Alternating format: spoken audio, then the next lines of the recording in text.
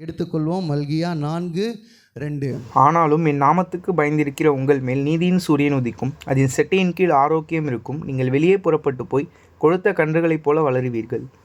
யார்? மல்கியா தீர்க்கதரிசி இஸ்ரவேல் ஜனங்கள் பாபிலோன் அடிமைத்தனத்திலிருந்து மீட்டெடுக்கப்பட்டு புறப்பட்டு வரும்பொழுது அவங்களுக்கு ஒரு செய்தி சொல்கிறான். ஆனாலும் என் நாமத்திற்கு பயந்திருக்கிற உங்கள் மேல் நீதியின் சூரியன் உதிக்கும், அதன் செட்டைகளின் கீழ் ஆரோக்கியம் இருக்கும். நீங்கள் வெளியே புறப்பட்டு போய் கொழுத்த கன்றுகளைப் போல் வளருவீர்கள். இந்த வார்த்தை அங்கே சொல்லறதுக்கு முன்பாக அந்த 1வது வசனம் வாசித்து பாருங்களேன். இதோ சூளையைப் போல எரிகிற நாள் வரும், அப்பொழுது அகங்காரிகள் யாவரும் அக்கிரமம் செய்கிற யாவரும் துரும்பாக இருப்பார்கள். வரப்போகிற அந்த நாள் அவர்களை சுட்டெரிக்கும், அது அவர்களுக்கு வேரையும் கொப்பையும் வைக்காமற் போகும் என்று சேனைகளில் கர்த்தர் சொல்லுகிறார். இந்த வசனத்தில் தேவனுக்கு பயந்தவர்களுக்கு 3 ஆசீர்வாதங்களை சொல்கிறார் 2வது வசனத்தில். ஆனால் ஃபஸ்ட்டு வசனத்தில் என்ன சொல்கிறாரு? துன்மார்க்கர்களை எப்படி அழிக்க போகிறன்ற வார்த்தை சொல்லிட்ட பிறகு தான் ஆனாலும் என்ன போடுது? ஆனாலும் பிரச்சனைகள் மத்தியில் 2026 கர்த்தர் நம்மை நடத்துவார். அல்லேலூயா. உலகம் முழுவதும் பிரச்சனை இருந்தாலும் நம்ம குடும்பத்தையும் நம்ம விசுவாச குடும்பத்தையும் கர்த்தர் நடத்துவார். அல்லேலூயா, அல்லேலூயா. அந்த மக்கள் எப்படி இருந்தாங்கன்னா, மக்கள் ஆலய ஆராதனையில் உயிரற்ற முறையில் இருந்தாங்க. நீதிமானுக்கும் துன்மார்க்கருக்கும் வேறுபாடே இல்லைன்னு மக்கள் நினச்சாங்க. அப்புறம் தேவனை சேவிப்பதனால என்ன பலன் என்று அவங்களுக்குள்ள ஒரு குழப்பங்கள் இருந்தது. அல்லேலூயா. அந்த நேரத்தில் தான் மல்கியா தீர்க்கதரிசினால் வருகிற வார்த்தை, நீதியின் சூரியன் உதிக்கும், ஆரோக்கியம் பிறக்கும், நீங்கள் வளருவீங்க. 3 ஆசீர்வாதத்தை அங்கே தரார். அல்லேலூயா. இது கர்த்தருடைய வருடம், இயர் ஆஃப் லார்ட். சொல்லுங்கள், இது கர்த்தருடைய வருடம், இது கர்த்தருடைய வருடம், இயர் ஆஃப் லார்ட். அல்லேலூயா. துன்மார்க்கனுக்கு நியாய தீர்ப்பு உண்டாகும், நீதிமானுக்கு விடுதலையும் ஆசீர்வாதமும் உண்டாகும். அல்லேலூயா. இந்த வருடத்தில் கர்த்தர் பெரிய மாறுதல்களை உங்கள் கண்கள் காண செய்வார். அந்த ஃபஸ்ட்டு வசனம் துன்மார்க்கனுக்கு, 2வது வசனம் நீதிமானுக்கு என்ன நடக்கும்னு மல்கியாவனால் மக்களுக்கு சொல்கிற வசனங்கள் தான். அல்லேலூயா. துன்மார்க்கர்கள் தண்டிக்கப்படுவார்கள், நீதிமான்கள் உயர்த்தப்படுகிற ஒரு வருடமாய் கர்த்தருடைய வருடம் இந்த வருடம் இருக்கும். அல்லேலூயா, அல்லேலூயா. அங்கே அந்த ஃபஸ்ட்டு வசனத்தை வாசிங்களேன். இதோ சூளையை போல் எரிகிற நாட்கள் வரும், அப்பொழுது அகங்காரிகள். யாருங்க அகங்காரிகள்? அகங்காரிகள்னால் என்ன அர்த்தம்? அந்த லைனை படித்து முடிங்க. யாவரும் அக்கிரமம் செய்கிற யாவரும். எதனா ஒன்று சொல்லியிருக்கலாம்ல, ஏன் 2 சொல்கிறாங்க அங்கே? அகங்காரிகள் யார், அக்கிரமக்காரர்கள்லாம் யாருங்க? சொல்லுங்கள், யாருக்குன்னா எதனா தெரியுமா? அகங்காரிகள், அக்கிரமக்காரர்கள்.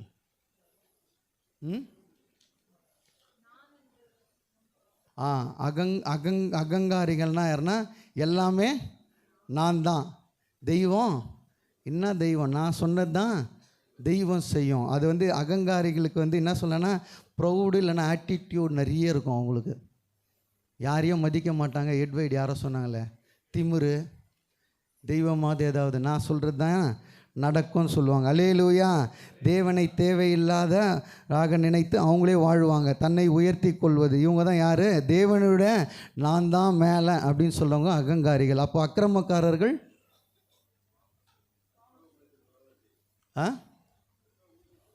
கிறிஸ்தவர்களுக்கு, பிரதர் கரெக்டாக சொல்ல, கிறிஸ்தவர்களுக்கு துரோகம் செய்கிற அகங்காரிகள் உள்ளத்தில் மட்டும்தான் தேவனை வெறுப்பாங்க. வெளிப்படையாக செயலில் அவங்களால காட்ட முடியாது. ஆனால் அக்கிரமக்காரர்கள் செயலில் காட்டுவாங்க. இது பாவம் தெரியும், ஆனால் அதை செய்வாங்க. கர்த்தர் அடிப்பாரு தெரிஞ்சு மக்களை துன்புறுத்துவர்கள் யார்? அக்கிரமக்காரர்கள். தேவனுடைய கட்டளைகளை தெரிந்தும் மீறுவது, மனம் திரும்பாமல் பாவத்தில் வாழ்வது, யாருக்கு தெரியாமல் இருந்தாலும் பாவத்தை செய்வது, இதெல்லாம் யார்? அக்கிரமக்காரர்கள். இவர்களுக்கு தான் என்ன சொல்கிறார் அந்த ஃபஸ்ட்டு வார்த்தையில்? சூளையை போல எரிகிற நாட்கள் வரும், அப்பொழுது துரும்பாயிருப்பார்கள். நான் சொல்கிறேங்க, இந்த வருடத்தில் நோட் பண்ணி வச்சுங்க, இதெல்லாம் கண்டிப்பாக நடக்கும். அல்லேலூயா. இதுக்கு பின்னணி சொல்கிறேன். 3வது அதிகாரம் 14, 15 எல்லாரும் சேர்ந்து வாசிங்க. கர்த்தனை சேவிப்பது, தேவனை சேவிப்பது விருதா, அவருடைய கட்டளைகளை கை கொள்ளுகிறதினாலும் சேனைகளின் கர்த்தருக்கு முன்பாக துக்கித்து நடக்கிறதினாலும் என்ன பிரயோஜனம்?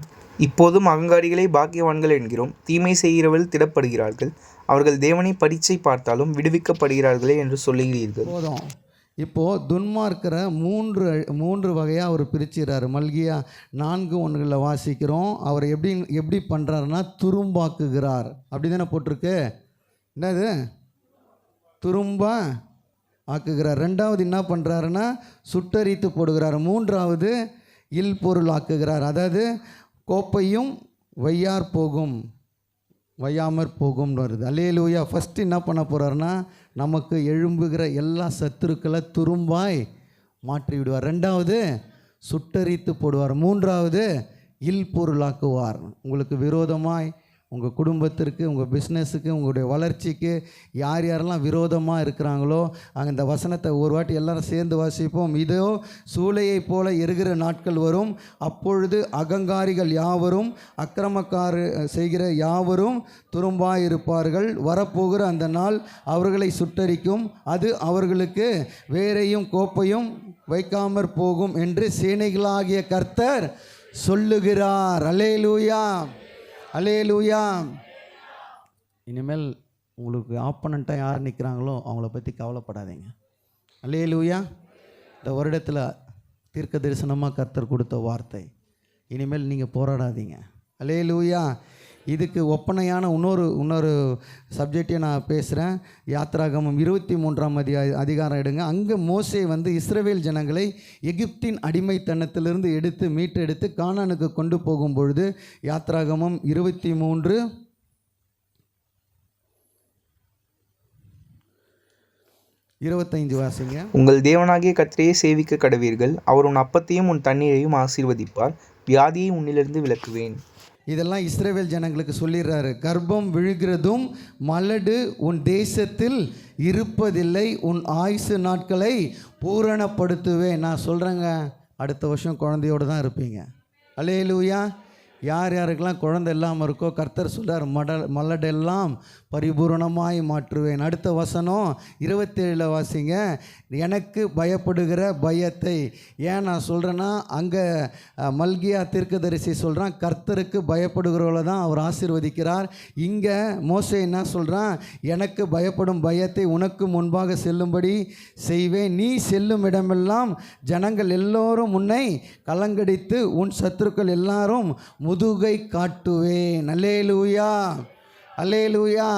சத்ருவை பார்த்து நம்ம ஓடின நாளுக்கு பதிலாக யார் முதுவை காட்ட போகிறா சொல்லுங்களேன். பாதி பேர் இப்பயே டல் ஆகிட்டீங்க. அல்லேலூயா. நம்ம சத்ரு அடிக்க போகிறோம். அவங்கிட்ட 10 வக்கீல் இருக்கட்டும்ங்க, என்கிட்ட ஒருத்தர் இருந்தால் போதும். அல்லேலூயா. எல்லாவற்றையும் தும்சம் பண்ணுவார். அல்லேலூயா. அவன் முதுகுரை காட்டுகிற நாட்கள். அடுத்த வசனம் வாசிங்களேன். உன் முகத்திற்கு முன்னின்று ஏவியரையும் கானானியரையும் ஏத்தியரையும் துரத்திவிட குலவிகளை உனக்கு முன்பே அனுப்புவேன். அடுத்த வசனம் இது எனக்கு ரொம்ப பிடிச்சிருந்து. இது 2 மாதத்துக்கு முன்னாடி இந்த வசனத்தை நான் படிக்க ஆரம்பிச்சிட்டேன். 29 வாசிங்க. தேசம் பாழாய் போகாமலும் காட்டு மிருகங்கள் உனக்கு விரோதமாய் பெருகாமலும் இருக்கும்படி நான் அவர்களை ஒரே வருஷத்திற்குள்ளே உன்மிண்டு துரத்தி விடாமல். அவர் என்ன சொல்கிறாருன்னா, சத்ருவை ஒரு நாளில் துரத்திட மாட்டேன், ஒரு வருஷம் கண்ணு முன்னாடியே வைப்பேன். கண்ணு முன்னாடியே அவன் குறையிறத நீ பார்ப்ப. அல்லேலூயா. பக்கத்தில் தட்டி சொல்லுங்கள், உனக்கு விரோதமாய் உருவாக்கப்பட்ட எல்லா மனிதர்கள் உன் காலில் விழுகிறத நீங்கள் பார்த்தே ஆவீங்க. அல்லேலூயா. ஒரு வருடம் உன் கண் முன்னாடி தான் வைப்பார். அல்லேலூயா. அந்த 30வது வசனம் வாசிங்க. நீ விருத்தியடைந்து தேசத்தை சுதந்திரித்து கொள்ளும் வரைக்கும் அவர்களை கொஞ்சம் கொஞ்சமாய், எப்படிங்க போட்டிருக்காரு, டக்குன்னு செத்துட்டா அதில் வேல்யூவே இருக்காது. அல்லேலூயா. நான் வளர்றதை பார்த்து அவன் சாவணும். அல்லேலூயா. என்னை துன்புறுத்தினவன், என்னை தூஷித்தவர்களும். அங்கே என்ன போட்டிருக்கு? ஏத்தியர்கள், கானானியர்கள், ஏவியர்கள் எல்லாரும் எப்படின்னா கண்ணு முன்னாடியே இஸ்ரவேல் ஜனங்கள் முன்னாக 1 வருஷம் கர்த்தர் வைத்திருந்து பொறுமையாக கொஞ்சம் கொஞ்சமாக என்ன பண்ணியிருக்காரு? அந்த 30 கடைசி வாசிங்க, தேசத்தை சுதந்தரித்து கொள்ளும் வரைக்கும் அவர்களை கொஞ்சம் கொஞ்சமாய் உன் முன்னின்று துரத்தி விடுவேன். அல்லேலூயா. உங்களுக்கு யார் யாரெல்லாம் விரோதமாக இருந்தாங்களோ கொஞ்சம் கொஞ்சமாக உங்கள் கண்ணு முன்னாடியே துரத்துறதை நீங்கள் பார்ப்பீங்க. அல்லேலூயா. அது ஏன் அப்படி பண்ணுறான்னா, தேசத்தில் ஒரே நேரத்தில் அழிச்சிட்டா விலங்குலாம் பெருகிடும் சொல்லிட்டு, மற்ற விலங்குகள் வந்துடும் சொல்லிட்டு, அந்த விலங்குகள் வரக்கூடாது, இவர்களை வைத்தே நான் காரியத்தை முடிப்பேன்னு சொல்கிறார். அல்லேலூயா, அல்லேலூயா. இது வரைக்கும் பார்த்ததெல்லாம் துன்மார்க்கனை எப்படி அடிக்க போகிறாருன்னு. அங்கே எப்படி ஆரம்பிக்கிறார்? ஆனாலும், அந்த 2வது வசனம் வாசிங்க. ஆனாலும் என் நாமத்திற்கு பயந்திருக்கிற உங்கள் மேல், என் நாமத்திற்கு பயந்திருக்கிற எந்த நாமங்க? இயேசு என்ற நாமம். பக்கத்தில் தட்டி சொல்லுங்கள், இயேசு என்ற நாமம், இயேசு என்ற நாமம். அவருக்கு பயப்படுகிற யாவருக்கும் இந்த வருஷத்தில் பொக்கிஷம் உண்டு. அல்லேலூயா. கணவனுக்கு பயப்படுறியோ, மனைவிக்கு பயப்படுறியோ, பையனுக்கு பயப்படுறியோ, பொண்ணுக்கு பயப்படுறியோ, அது 2வது யாருக்கு பயப்படணும்? 2 பேரையும் தட்டி சொல்லு, இயேசுவுக்கு பயப்படு, இயேசுவுக்கு பயப்படு. ஆனாலும் என் நாமத்திற்கு பயந்திருக்கிற உங்கள் மேல் நீதியின் சூரியன் உதிக்கும். நீதியின் சூரியன் உதிக்கும். அல்லேலூயா. நான் குயிக்காக நான் சொல்லிடுறேன். ஃபஸ்ட் ஆசீர்வாதம், நீதியின் சூரியன் உதிக்கும். நீதியின் சூரியன்னா என்னதுங்க? கடந்த வாரத்தில் செய்தி கேட்டோம். நீதியின் சூரியன்னா என்னதுங்க? இயேசு கிறிஸ்து தான். நீதியின் சூரியன் அடையாளம் வெளிச்சம். எழுதிங்க, என்னதுங்க? இந்த வருடம் முழுவதும் என்ன இருக்கும் உங்கள் வாழ்க்கையில்? கர்த்தர் வெளிச்சத்தை கட்டளையிடுவார். அல்லேலூயா. வெளிச்சத்தில் 2 விஷயத்தை நான் பார்க்குறேன். வெளிச்சம் வந்தோடனே என்னங்க நடக்கும்? அது எல்லாருக்கும் தெரியும். வேறு எதனா சொல்லுங்கள். வெளிச்சம் வந்தால் என்ன நடக்கும்? வெளிச்சம் வந்தால் 2 விஷயம் தாங்க, மாற்றம், நம்பிக்கை. அல்லேலூயா. ஹோப் வரும், சேஞ்ச் வரும். எது வந்தால்? வெளிச்சம் வந்தால் 2 காரியங்கள் உங்கள் வாழ்க்கையில் நடக்கும். கர்த்தர் ஒரு மாற்றத்தை தருகிற ஒரு வருடமாக இருக்கும். அல்லேலூயா. எழுதிங்க, கர்த்தர் இந்த வருடத்தில் ஒரு மாற்றத்தை கட்டளையிடுவார். வெளிச்சம் எங்கே உதிக்குதோ அந்த இடத்துல ஒரு மாற்றம் வரும். வெளிச்சம் எங்கே உதிக்குதோ அந்த இடத்துல ஒரு நம்பிக்கை பிறக்கும். இருளில் வாழ்ந்திருக்கிற அந்த போட்டுக்குள்ளே இருந்த நோவா பேழைக்குள்ளே இருந்தவங்களுக்கு எப்போ வெளியே வரும்னு ஒரு நம்பிக்கை இல்லாமல் இருந்தாங்க. என்னைக்கு வெளிச்சம் வந்ததோ அவங்களுக்கு ஒரு நம்பிக்கை வந்துருச்சு, நம்ம வெளியில் போகிறோம். அல்லேலூயா. 2026 நான் சேலஞ்ச் பண்ணுறேன், கர்த்தர் ஒரு மாற்றத்தை கட்டளையிடுவார். அல்லேலூயா, அல்லேலூயா. 2வது நம்பிக்கையை கட்டளையிடுவார். ஏன்னா வெளிச்சம் உங்கள் மேலே உதிக்கும். நீதியின் சூரியன் உதிக்கிற வருடம். அல்லேலூயா. ஏசாயா 60:20 நம்ம வாசிக்கிறோம், உன் சூரியன் இனி அஸ்தமதிப்பதில்லை, உன் சந்திரன் இனி மறைவதில்லை, கர்த்தரே உனக்கு நித்திய வெளிச்சமாயிருப்பார், உன் துக்க நாட்கள். தொண்டை தண்ணி கத்துறேன், பாதி பேர் தூங்கின்னு இருக்கீங்க. அல்லேலூயா. பக்கத்தில் தட்டி சொல்ல, துக்க நாட்கள் முடிந்து போகும், துக்க நாட்கள் முடிந்து போகும். நல்லா தட்டி சொல்லுங்கள், துக்க நாட்கள் முடிந்து போகும். வெளிச்சம் எங்கே வருதோ அங்கே ஒரு சேஞ்ச் ஓவர் இருக்குங்க, மாற்றம் இருக்கும், அங்கே ஒரு ஹோப் உண்டாகும், நம்பிக்கை வரும்.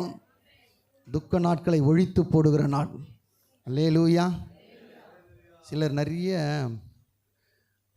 நெகட்டிவிட்டியே பரப்பிட்டே இருப்பாங்க, இல்லைனா டிமோட்டிவேட் பண்ணி, உன்னால் நடக்காது, நீ இதை செய்ய மாட்ட, அவங்க ஃப்ரெண்ட்ஷிப்லாம் எடுத்து விட்ருங்க. அதனால தான் இந்த அறிக்கையில் சொன்னேன், உமக்கு பிரியமில்லாத உறவுகளை விட்டு என்னை விலகிவிடும். நான் இதை ஆரம்பிக்க போகிறேன்னு சொன்னோன்னே அது சொல்லும், நீ எப்படி இதெல்லாம் பண்ணுவேன், அப்பயே நீ போயிட்ட. அங்கே என்ன கேட்டவனே உங்களுக்கு என்ன வராது, அந்த ஹோப்பு போயிடும்.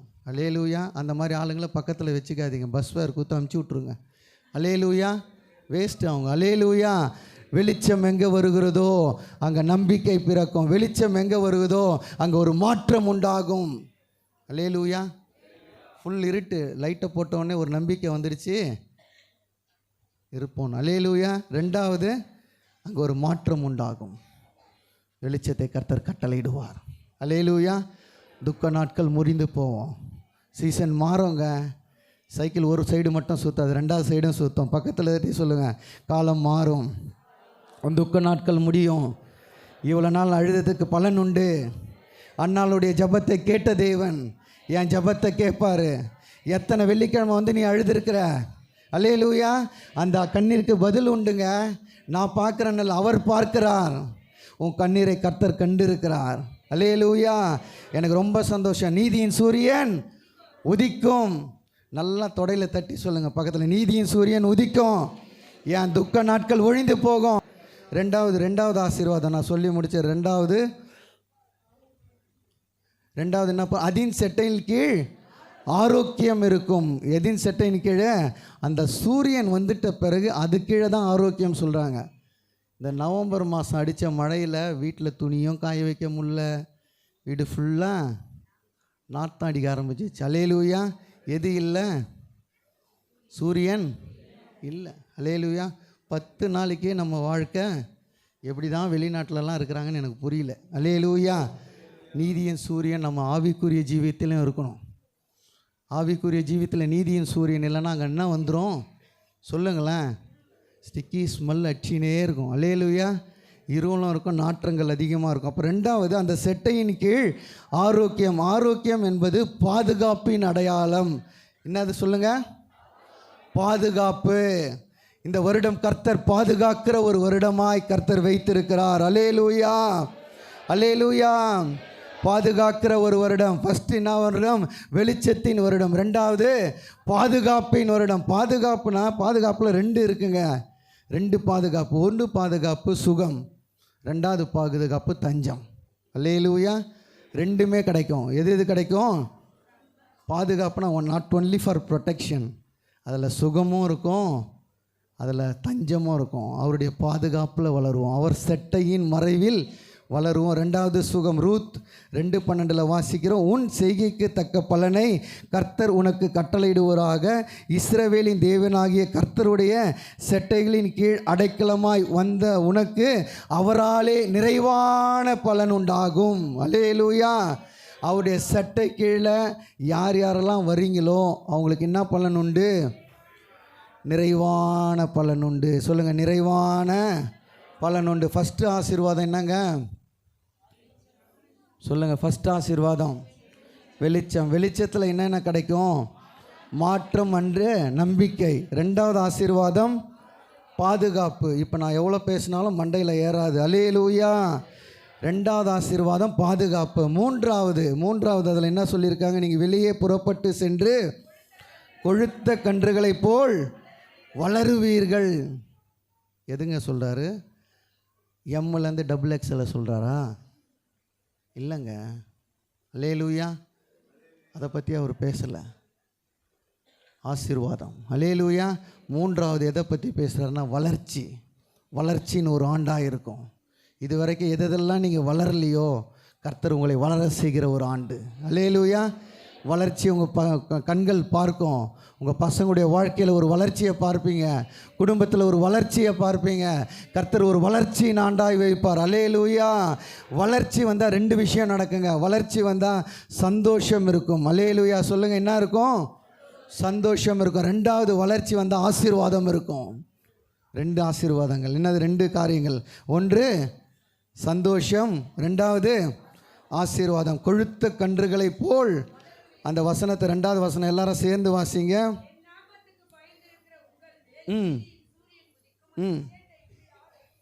இருக்கும் என்று கொழுத்த கன்றுகளைப் போல் வளருவீர்கள். இந்த ஆண்டு 3 காரியங்களை கர்த்தர் நமக்கு மேற்கோள் காட்டுகிறார். 1 வெளிச்சம், 2வது பாதுகாப்பு, 3வது வளர்ச்சி. எதெல்லாம் நம்ம வளரலையோ, வேதத்தில் வளரலையோ, அபிஷேகத்தில் வளரலையோ, சுவிசேஷத்தில் வளரலையோ, வளர்ச்சின்னொடனே நம்மளுக்கு டக்குன்னு டொயின்னு போகிறது. நான் கார் வாங்கிடுவேன், வீடு வாங்கிடுவேன், காசு அடைச்சிடுவேன், கடன் அடைச்சிடுவேன். அது எதிர் வீட்டுக்காரனே பண்ணுறான். சபைக்கு வந்தோடனே சாட்சி சொல்லுது, கடன் அடைஞ்சிச்சு, நல்லது தான், வேணான்னு சொல்லலை. கடன் ஏன் வாங்கினேன்? அல்லேலூயா. கர்த்தர் கடன் வாங்க சொன்னாரா? சொல்லுங்கள். இல்லைல்ல. அதை அடைச்சிட்டு அது வேற ஏன் சாட்சி சொல்கிற? இல்லை. அல்லேலூயா.